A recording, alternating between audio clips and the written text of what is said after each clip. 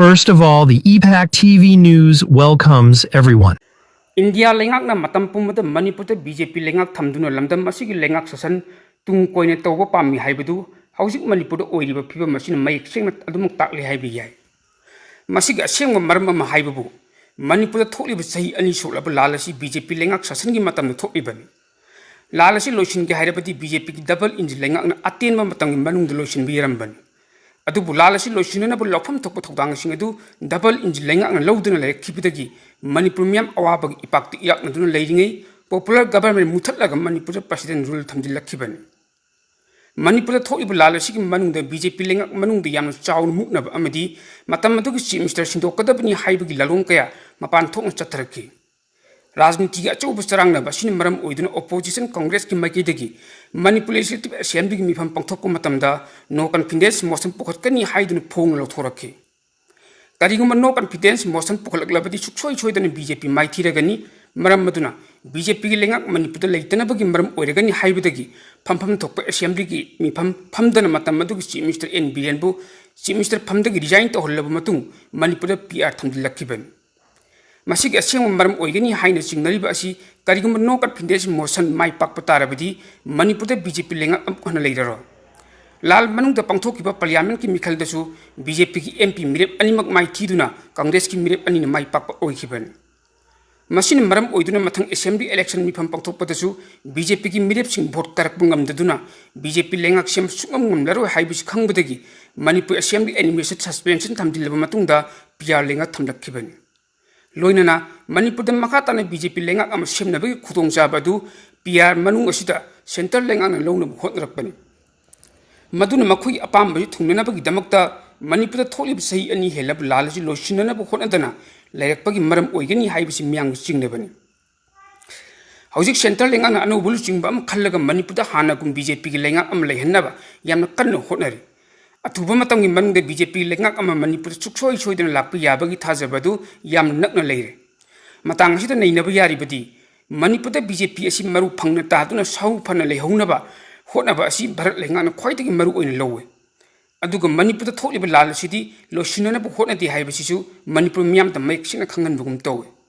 amaromda Bharat lengak na Manipur yengliba yeng asi karamba yeng no haibadu Manipur da leiba BJP gi luchingba sing thomi sing amadi BJP gi MLA sing khangjaba ngamde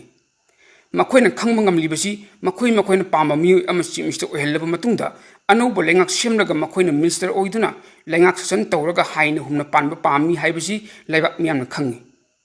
maramaduna BJP haibadi BJP MLA sing marakta khaibung tanaduna apunbagi pangal thona sagatpa ngamdana Luchingba ama khanba ngamdana lairakibagi maram oire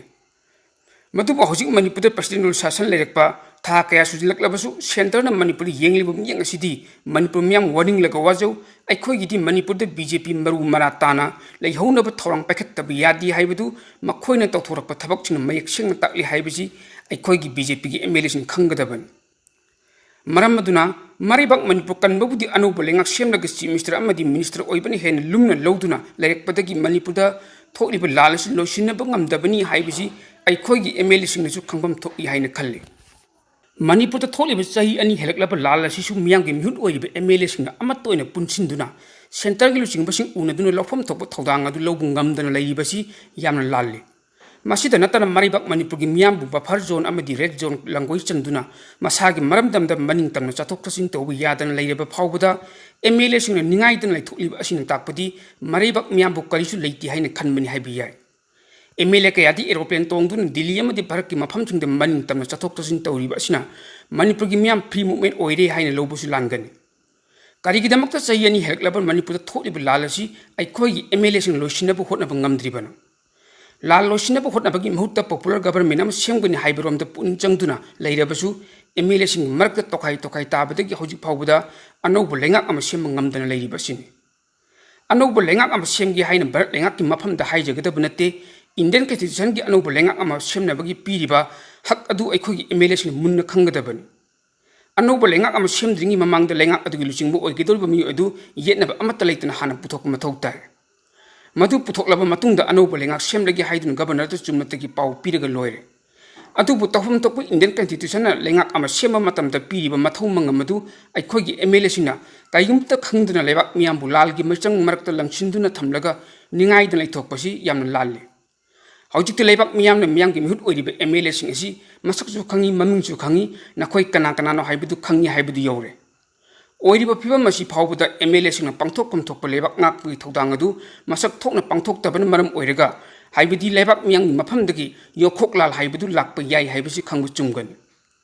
ꯍꯧꯖꯤꯛ ꯃꯅꯤꯄꯨꯔꯗ ꯊꯣꯛꯂꯤꯕ ꯏꯁꯤꯡ ꯏꯆꯥꯎ ꯅꯪꯂꯕ ꯃꯤꯌꯥꯝꯒꯤ ꯍꯥꯏꯅꯤꯡꯉꯥꯏ ꯂꯩꯇꯅ ꯑꯋꯥꯕ ꯍꯥꯏꯕꯗꯨ ꯑꯣꯏꯔꯤ ꯅꯦꯆꯔꯦꯜ ꯀꯦꯂꯥꯃꯤꯇꯤ ꯊꯣꯛꯇꯨꯅ ꯃꯅꯤꯄꯨꯔꯗ ꯏꯆꯥꯎ ꯅꯪꯕ ꯅꯠꯇꯦ ꯊꯣꯛꯂꯤꯕ ꯏꯆꯥꯎ ꯑꯁꯤ ꯈꯨꯠꯁꯦꯝꯒꯤ ꯏꯆꯥꯎꯅꯤ ꯍꯥꯏꯕꯁꯤ ꯑꯩꯈꯣꯏꯒꯤ MLAꯁꯤꯡ ꯈꯪꯐꯝ ꯊꯣꯛꯄꯅꯤ ꯃꯁꯤꯒꯤ ꯃꯌꯦꯛ ꯁꯦꯡꯂꯕ ꯈꯨꯗꯝꯗꯤ ꯍꯧꯖꯤꯛ ꯃꯅꯤꯄꯨꯔꯗ ꯊꯣꯛꯂꯤꯕ ꯏꯁꯤꯡ ꯏꯆꯥꯎ ꯑꯁꯤ ꯇꯨꯔꯦꯜ ꯂꯧꯅꯝꯕꯥꯜ ꯀꯥꯏꯗꯨꯅ ꯏꯁꯤꯡ ꯄꯥꯁꯤꯟꯗꯨꯅ ꯏꯆꯥꯎ ꯊꯣꯛꯍꯟꯕꯅꯤ ꯑꯣꯏꯔꯤꯕ ꯐꯤꯕꯝ ꯑꯁꯤꯅ ꯇꯥꯛꯂꯤꯕꯗꯤ ꯑꯩꯈꯣꯏꯒꯤ ꯃꯤꯌꯥꯝꯒꯤ ꯃꯤꯍꯨꯠ ꯑꯣꯏꯔꯤꯕ ꯃꯅꯤꯄꯨꯔꯒꯤ ꯇꯝꯄꯥꯛꯀꯤ ꯂꯝ ꯐꯥꯎꯗꯨꯅ ꯆꯦꯜꯂꯤꯕ ꯇꯨꯔꯦꯜꯁꯤꯡꯒꯤ ꯐꯤꯕꯝ ꯆꯞ ꯆꯥꯅ ꯌꯦꯡꯁꯤꯟꯕ ꯉꯝꯗꯦ ꯃꯁꯤꯅ ꯃꯔꯝ ꯑꯣꯏꯗꯨꯅ ꯇꯨꯔꯦꯜꯒꯤ ꯂꯧꯅꯝꯕꯥꯜ ꯀꯥꯏꯗꯨꯅ ꯏꯆꯥꯎ ꯊꯣꯛꯄꯅꯤ ꯍꯥꯏꯕꯁꯤ ꯃꯌꯦꯛ ꯁꯦꯡꯂꯤꯕꯅꯤ ꯑꯗꯨꯅ ꯃꯤꯌꯥꯝꯒꯤ ꯃꯤꯍꯨꯠ ꯑꯣꯏꯔꯤꯕ MLAꯁꯤꯡꯅ ꯃꯁꯥꯒꯤ ꯃꯊꯧ ꯄꯥꯡꯊꯣꯛꯄ ꯉꯝꯗꯕꯗꯒꯤ ꯃꯗꯨꯒꯤ ꯑꯁꯣꯏꯕ ꯑꯗꯨꯅ ꯃꯔꯝ ꯑꯣꯏꯔꯒ ꯂꯩꯕꯥꯛ ꯃꯤꯌꯥꯝꯗ ꯑꯋꯥꯕ ꯆꯩꯊꯦꯡ ꯐꯪꯍꯟꯕꯅꯤ ꯂꯩꯕꯥꯛ ꯃꯤꯌꯥꯝꯅ ꯋꯥꯔꯕ ꯃꯇꯝꯗ ꯃꯤꯌꯥꯝꯒꯤ ꯃꯤꯍꯨꯠ ꯑꯣꯏꯔꯤꯕ MLAꯁꯤꯡꯅ ꯑꯩꯈꯣꯏ ꯂꯩꯔꯤ ꯍꯥꯏꯗꯨꯅ ꯃꯥꯡꯖꯤꯜ ꯊꯥꯅ ꯆꯣꯡꯊꯣꯛꯇꯨꯅ ꯂꯧꯐꯝ ꯊꯣꯛꯄ ꯊꯧꯗꯥꯡ ꯑꯗꯨ ꯂꯧꯕ ꯉꯝꯒꯗꯕꯅꯤ ꯃꯗꯨꯗꯤ ꯅꯠꯇꯗꯅ ꯂꯩꯕꯥꯛ ꯃꯤꯌꯥꯝꯒꯤ ꯀꯔꯤꯁꯨ ꯈꯟꯗꯅ ꯎꯆꯤ ꯃꯈꯨꯟꯗ ꯆꯪꯕꯒꯨꯝ ꯂꯩꯔꯤꯕꯁꯤ ꯌꯥꯝꯅ ꯂꯥꯜꯂꯤ MLAꯁꯤꯡꯒꯤ ꯂꯤꯡꯖꯦꯜ ꯃꯥꯟꯅꯗꯕ ꯑꯃꯗꯤ ꯃꯨꯛꯅꯗꯨꯅ ꯂꯩꯕꯗꯒꯤ ꯂꯨꯆꯤꯡꯕ ꯑꯃ ꯈꯟꯗꯨꯅ ꯑꯅꯧꯕ ꯂꯩꯉꯥꯛ ꯑꯃ ꯁꯦꯝꯕ ꯉꯝꯗꯕꯁꯤ ꯌꯥꯝꯅꯁꯨ ꯏꯀꯥꯏꯅꯤꯡꯉꯥꯏꯅꯤ ꯄꯨꯝꯅꯃꯛ ꯑꯁꯤꯒꯤ ꯃꯊꯛꯇ ꯏꯔꯝꯗ ꯃꯅꯤꯄꯨꯔ ꯑꯁꯤ ꯕꯐꯔ ꯖꯣꯟ ꯑꯃꯗꯤ ꯔꯦꯗ ꯖꯣꯟꯅ ꯀꯣꯏꯁꯤꯟꯗꯨꯅ ꯆꯍꯤ 2 ꯍꯦꯟꯅ ꯊꯝꯂꯕ ꯐꯥꯎꯕꯗ MLAꯁꯤꯡ ꯂꯧꯐꯝ ꯊꯣꯛꯄ ꯊꯧꯗꯥꯡ ꯑꯗꯨ ꯂꯧꯗꯨꯅ ꯅꯨꯡꯉꯥꯏꯕ ꯄꯨꯟꯁꯤ ꯃꯔꯦꯜ ꯑꯃꯗ ꯅꯨꯡꯉꯥꯏꯕ ꯑꯋꯥꯕ ꯈꯪꯗꯦ ꯍꯥꯏꯕꯗꯨ ꯐꯣꯡꯅ ꯎꯠꯊꯣꯛꯄꯒꯨꯝ ꯇꯧꯔꯤꯕꯁꯤ ꯌꯥꯝ ꯏꯀꯥꯏꯅꯤꯡꯉꯥꯏꯅꯤ ꯑꯣꯏꯔꯤꯕ ꯐꯤꯕꯝ ꯑꯁꯤꯗ ꯂꯩꯕꯥꯛ ꯃꯤꯌꯥꯝꯅ MLAꯁꯤꯡꯒꯤ ꯃꯊꯛꯇ ꯀꯔꯤ ꯈꯣꯡꯖꯪ ꯆꯪꯁꯤꯜꯂꯛꯀꯗꯒꯦ ꯍꯥꯏꯕꯗꯨ ꯈꯪꯅ ꯃꯔꯩꯕꯥꯛ ꯃꯅꯤꯄꯨꯔ ꯀꯟꯅꯅꯕꯒꯤꯗꯃꯛꯇ ꯂꯧꯐꯝ ꯊꯣꯛꯄ ꯊꯧꯗꯥꯡꯁꯤꯡ ꯑꯗꯨ ꯂꯧꯗꯨꯅ ꯊꯕꯛ ꯑꯣꯏꯅ ꯄꯥꯡꯊꯣꯛꯄ ꯆꯨꯝꯒꯅꯤ ꯑꯇꯣꯞꯄ ꯄꯥꯎ ꯑꯃꯅ ꯅꯣꯡ ꯂꯦꯞꯇꯅ ꯇꯥꯕꯅ ꯃꯔꯝ ꯑꯣꯏꯔꯒ ꯅꯣꯔꯠ ꯏꯁꯇ ꯍꯧꯖꯤꯛ ꯐꯥꯎꯕꯗ ꯏꯁꯤꯡ ꯏꯆꯥꯎ ꯑꯃꯗꯤ ꯂꯦꯟꯁ꯭ꯂꯥꯏꯗ ꯁꯤꯈꯤꯕ ꯃꯤꯒꯤ ꯃꯁꯤꯡ 94 ꯌꯧꯈ꯭ꯔꯦ ꯍꯤꯔꯝ ꯑꯁꯤꯒꯤ ꯃꯇꯥꯡꯗ ꯏꯄꯥꯛ TV ꯅ꯭ꯌꯨꯁꯅ ꯐꯪꯕ ꯔꯤꯄꯣꯔꯠ ꯑꯃꯗ ꯑꯁꯥꯝꯗ ꯏꯁꯤꯡ ꯏꯆꯥꯎ ꯑꯃꯗꯤ ꯂꯦꯟꯁ꯭ꯂꯥꯏꯗ ꯁꯤꯈꯤꯕ ꯃꯤꯒꯤ ꯃꯁꯤꯡ 33ꯅꯤ ꯑꯗꯨꯒ ꯑꯔꯨꯅꯥꯆꯜ ꯄ꯭ꯔꯗꯦꯁꯇꯅ ꯃꯤꯑꯣꯏ 12 ꯃꯦꯘꯥꯂꯌꯥꯗ 3 ꯃꯤꯖꯣꯔꯥꯝꯗ 5 ꯇ꯭ꯔꯤꯄꯨꯔꯥꯗ 2 ꯃꯅꯤꯄꯨꯔ ꯑꯃꯁꯨꯡ ꯅꯥꯒꯥꯂꯦꯟꯗ ꯑꯃꯃꯝꯅꯤ ꯍꯥꯏꯔꯤ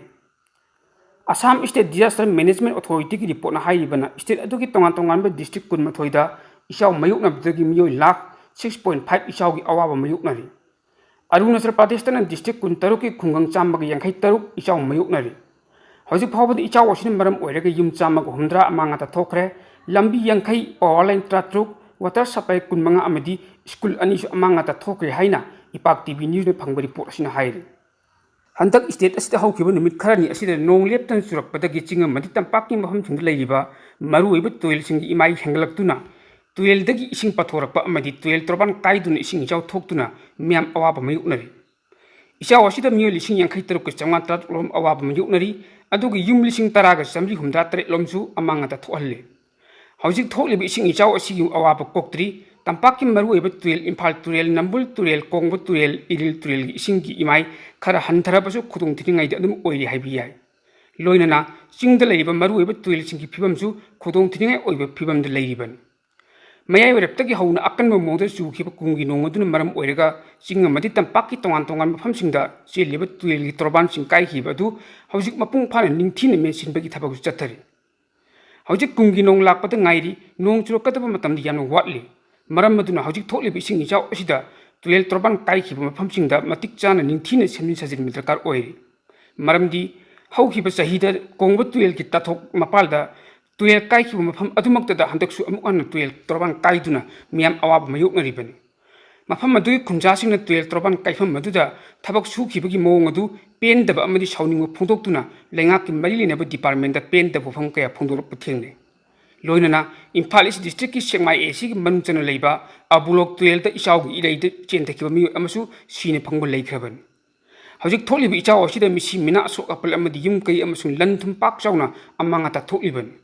अमरोमदा स्टेट असिदा कुकी अमदि मैतैगी मरक थोकलिबा सही अनि मपुंग फरकलब लाल असिदा मियामदि हाइनिंगाइ लेतना वाबगी खम थेंगरबा तंजा अम ओइरिबनि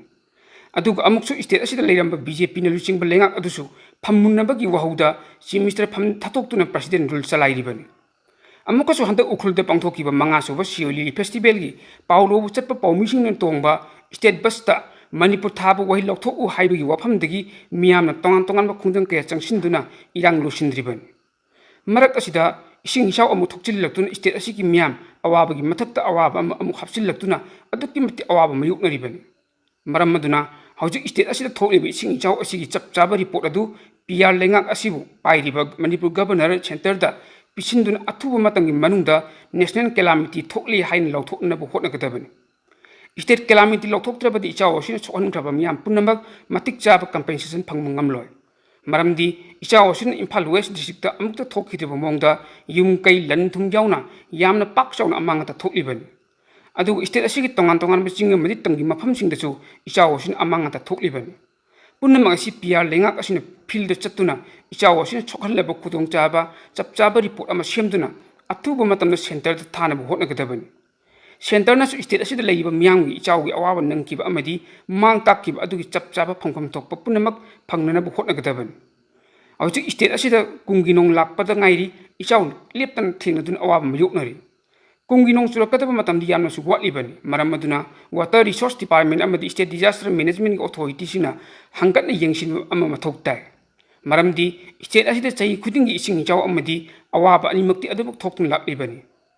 Ising Chow Topomatam the Kutaki Oiba, to El Troban Kaiba Natraga, Ising Patabagi Matam the Punkaragi Manunda, Tingbang Namnaba Tongan Pambishin Season Negatabani.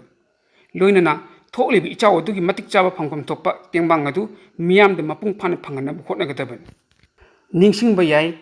how he made Tagitang Kunipandaki Hodun, long Lieutenant Surapan Maram Oiraga, Manipuyan Awang no Paki Assam, Arunzar Pradesh, and Sikim the totally be singing Jawn Maram Oiduna, Awaba Nangiba Miamda. Matauta Matin Kudimak Pang Lagani Haina, Lebak Asi Prime Minister Narendra Modina, Manipuri Governor Ajoy Kumar Bala Amadi, Tongan Ba Awang Poki Sing Jow Nanglib State Chingi, Mr. Singer telephone to do Kangan Basu Lake Heaven.